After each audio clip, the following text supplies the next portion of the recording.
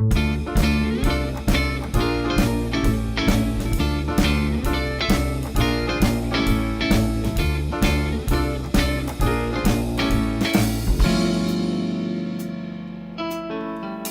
back to Real Clear Radio Hour, brought to you by the Competitive Enterprise Institute. I'm your host, Bill Frezza. We're pleased to welcome Steve Forbes, former presidential candidate and chairman and editor-in-chief of Forbes Media. We caught up with Steve in the halls of the JW Marriott in Washington, D.C., prior to his delivering the keynote address at the annual CEI dinner. Steve, welcome to the show. Good to be with you, Bill. Thank you. Steve, with all the crazy talk being thrown around this election season, mired as we are in a zero-growth economy that we're being told is a new normal, I asked you on to give us a refresher on how to fix what's broken. Your latest book, titled Reviving America, makes no bones about it. What are the three biggest problems we need to most urgently address? Well, we have a lot of problems which you have to prioritize, and if you do these big three, which involve health care, the Federal Reserve, and the tax code, you'll see this economy take off like a rocket. What's been remarkable about this whole election season is how content-free it's been.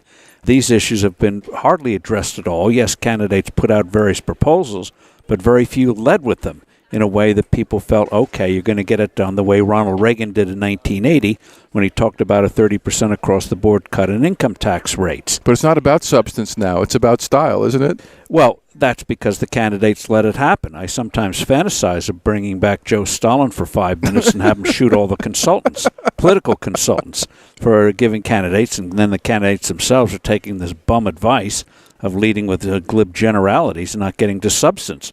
The big three involve health care, having patient control of health care. We've got to get rid of Obamacare, but what do we replace it with? The tax code, recognize this current code is beyond redemption. And then in terms of money, having stable money. Changing the value of money is about as foolish and destructive as changing the number of ounces in a pound and think you're going to deal with obesity that way. Let's take these one at a time. And let's start with health care. Medical errors have become the third leading cause of death in America behind cancer and heart disease. It's as if a jumbo jet crashed every day of the week. Considering all this carnage, why has this issue attracted so little attention? It's amazing. When a restaurant is found to be guilty of food poisoning, it's a national story. Chipotle. Yeah. Thankfully, no one was killed, but scores of people were hit with it, and it was an ongoing story that nearly destroyed the company. One of the recommendations we make in the book in terms of transparency is having hospitals post each month how many patients die of infections received after they're admitted to the hospital. It's scandalous, tens of thousands of people a year. But as you note, it gets very little attention. And this all goes to the whole problem with health care. We don't have real free markets in health care. The real customers are insurance companies, government, and employers. Hospitals know their revenue depends not on pleasing the patient as much on pleasing the paymasters, which is primarily government and big insurance companies. And so the proof of it is the crummiest motel in America wouldn't dare put you in a room with somebody else with a curtain in between and that other person being sick. We consider it normal. In the hospital, oh, okay. Do what the boarding houses did 200 years ago, put everyone in a bed, No. Yeah, markets don't do that. Only government planning does that. I mean, Medicare was created so the elderly wouldn't have to spend such a large portion of their limited income on health care. Has it achieved that goal? No. As a matter of fact, the elderly now spend a little more of their income on health care than they did back in 1965. And what Medicare has done, most people who go on Medicare say, oh, it's great, you just go in, show your card, blah, blah, blah. But what it's done is hurt innovation. When you have a top-down system, third-party system, things get frozen. What was done in 1965 is still done in 1985, which is why Medicare is very slow on innovations, which is why you didn't have physicians doing medical records, which every dry cleaner in the country's done for decades, because it freezes. Government does what is there at the time. And since there's no pressure to change because somebody else comes along with something better, things get stuck in the place. Plus, with centrally set prices, there's no signaling mechanism to tell people where the innovation should be directed. Well, this is why you need another reform of having hospitals and clinics post prices for all their products and services and treatments. The proof of how crazy the system is, because we've grown up with it, we don't realize how strange it is. You go to a clinic or hospital and you ask in advance what a treatment's going to cost, get a very strange look. It means one of two things. Either you're uninsured or you're a lunatic. Right. Why would you want to know the price? What's it to you? Oh, insurance will take care of it. We'll tell you later what you owe. Yep. They want you to be passive. In no other part of the economy would we allow that to happen. What kind of innovation and price improvement have we seen in those tiny segments of the healthcare market that are not heavily regulated? Well, you see it all the time. With the classic cases of LASIK surgery for the eyes, costs less today than it did 10 or 12 years ago with a better result. You have cosmetic surgery, huge booming industry, increased sevenfold in 20 years, huge technological innovations. You haven't had the inflation there. Why? Because unless the result of disease or accident, it's between you and the provider. So you scope it out. It's a cash business. And so, if you have friends that can keep their mouth shut, you get advice from them in terms of a procedure. And you go and do it. And so the system thrives. And you see little pieces of what can happen in delivery of health care. Once upon a time, if you wanted a flu shot, you made an appointment with a clinic or a hospital or a doctor. It was a big deal. Today, you can get it anywhere. You walk into CVS. You can walk in CVS. You can go to the airport, go to a gas station, say, fill her up, give you a flu shot, do the windshield, and on your way. Those are the kind of glimpses of what can happen if you get real free markets, and it doesn't preclude effective safety nets. After all, food, which is more basic than health care, you've got safety nets there. Why can't we do the same thing in health care? Given how cheap plane tickets are compared to major medical treatments, do you think we'll see rapid growth in offshore cash and carry healthcare services beyond the reach of U.S. regulators? Well, what you call medical tourism is going to be more and more of a thriving industry. I was in Panama recently. Johns Hopkins has a facility there. Johns Hopkins is not your back alley fly-by-night. Right. It's a good brand. And you can go there and get procedures done. They have flowers in the room. They treat you like it was a spa. Everyone is unhappy with healthcare today. You go to the hospital. Even if it's a great hospital, you wonder, do the specialists talk to each other? Do the hospitals talk to each other? And it's bad enough being there, of course, but it's unnerving when you feel that who's connecting the dots? Who's in charge?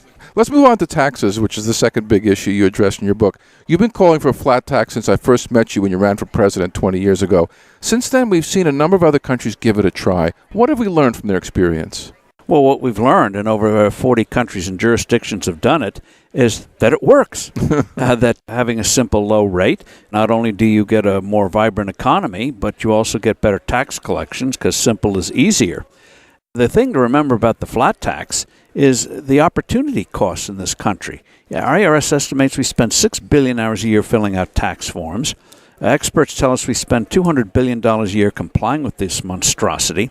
Just go back 20 years. Imagine for all those tens of billions of hours, literally trillions of dollars, all that immense brain power had been going for new products, new services, new medical devices, new cures for diseases, how much better life would be. It's a scandal that we, as a free people, spend so much time on something so complex, so corrupt, and absolutely unnecessary. Describe the flat tax version you've been recommending. Throw the code out. It's beyond redemption. I'd say bury it, but I'm not sure the EPA would allow you to do it. And replace with a simple 17% rate. You'd have generous exemptions for adults and children. A family of four, for example, the first $52,800 of salary free of federal income tax. No tax on savings, no death taxes. You should be allowed to leave the world unmolested by the IRS. Do the same thing on the business side. Reduce the rate from 35, one of the worst in the world. Get it down to 17. And have instant expensing of capital expenditures. And you could literally do your tax return on a single sheet of paper or a few keystrokes on a computer. What would happen to the economy if we went that way? It would go berserkly upward. People could focus their time and energies on productive things. And they say, well, what about revenues, government revenues? First, the government's supposed to serve us, not the other way around. Put that aside for a moment. We show that in 3 or 4 years the lines cross in terms of more revenue coming in as all this investment kicks in. Because of the growth. Because of the growth and the investment and the more productivity. People start to move up the income ladder. This is great for low-income people starting out, middle-income people who want to improve their lot in life. And so you would have a more vibrant economy. And then the question would become, what's the government going to do with its extra revenues? Well, I would want to cut the rate more, but that would be a nice debate to have. But could you get people on the left to support it based on the idea that they might someday have more money to spend? The opposition really is ideological in terms of, first, if you like big government, you love a progressive income tax system. Why? Because if you get a raise of 10%, you get kicked into a higher tax bracket, which means the government growth is 15%. So government's always one step ahead of you, because the more you succeed, the government succeeds even more. It gets a greater proportion of your income. it breeds corruption, brings out the worst in us. And so half the lobbying in Washington revolves around the federal income tax code. Sure. Why is a flat tax better than a consumption tax? A flat tax is better than consumption tax because, one, you can get it done right away. A consumption tax, if you want to put in a new tax, you must repeal the 16th Amendment to the Constitution, which allows Washington to impose the income tax. Otherwise, I guarantee you'll end up what most countries have and what most states have, and that is both an income tax and a sales tax. And a VAT. VAT, which is even more insidious because you don't see it. The prices go up. You blame the merchant, not the government jacking up the VAT rate, value-added tax rate. What are the politics of passing a flat tax in the U.S.? The politics are against it because complexity is a source of power, and it's a source of enrichment. Anytime you want something, you got to go. Member of the Ways and Means Committee. I want to change this. I want to protect myself from that. That's why if you want the ultimate utopia in this town, you sit on the House Ways and Means Committee, which is the tax writing committee. You say, I think I'll have a reception tonight. Every lobbyist comes with the check. I got to have access. So it's going to take both public opinion. This is where I was disappointed that candidates didn't lead with this. Some candidates this year had some interesting ideas on the flat tax, but they didn't lead with it forcefully. And you have to have the president pushing it. If you don't have the executive branch, the energy of the executive branch, it won't happen. And here's where the opportunity is. If we elect a president who is interested in it, Paul Ryan, Speaker of the House, former chairman of the Ways and Means Committee, very interested in radical tax reform, you could get a very good tax bill. Because unlike previous House leadership, this leadership is interested in things like policy. Imagine that. Let's move on to the third big issue you raise in your book. When it comes to monetary policy, the world seems to be in uncharted territory. While quantitative easing, zero interest rate, and now even negative interest rate policies seem to have buoyed stock markets, there's a sense of impending doom across large swaths of the investor community. Are we on the brink of some sort of global monetary and stock market system crash? It's not so much the danger of a crash as the almost more debilitating idea that you have walking pneumonia, you can't get rid of it. It's acidic. It keeps eating at us. It's not one big event and then it's over. It just goes on and on and on. And that's why I think you have the political environment you have today, not to mention in other countries. People feel, why are we stuck in this rut? Who's responsible for it? So you look for scapegoats. The thing about money, it's not the most exciting thing in the world. It's not like 50 Shades of Grey. But if you don't get the money right, you're going to have a troubled economy. Why? Because money makes it easier for us to do transactions, buy and sell with each other. That's how we improve our lot in life, get a higher standard of living. We can focus on what we do best. And money makes that easier rather than barter. Barter is very cumbersome. But money has to have a stable value. Just as when you buy a gallon of gasoline, you assume the gallon is the same today as it was yesterday. It'll be the same tomorrow. Buy a pound of cheese, same thing, 16 ounces. That doesn't change each day. Just imagine one moment, play a mind game. Federal Reserve is putting time in the Time Bureau. Decides to float the clock. Say of 60 minutes an hour one day, 48 minutes the next, 96 and minutes the day after. And you're not sure what's going to be a month from now. And so you have to have futures on time. So you want to bake a cake, it says bake the batter 30 minutes. You have to figure out, is that nominal minutes, inflation-adjusted minutes? Is it a DC minute, a Mexican minute? You say that would be absurd, but that's what we do with money, unstable money. It's why we have this rotten economy. It's risky enough to make an investment, but if you don't know what you're going to get paid back in, it's going to be a 100-cent dollar, 50-cent dollar, 10-cent dollar. And you got to build that in. You've been very consistent recommending a return to some kind of gold standard that would eliminate discretionary monetary policy.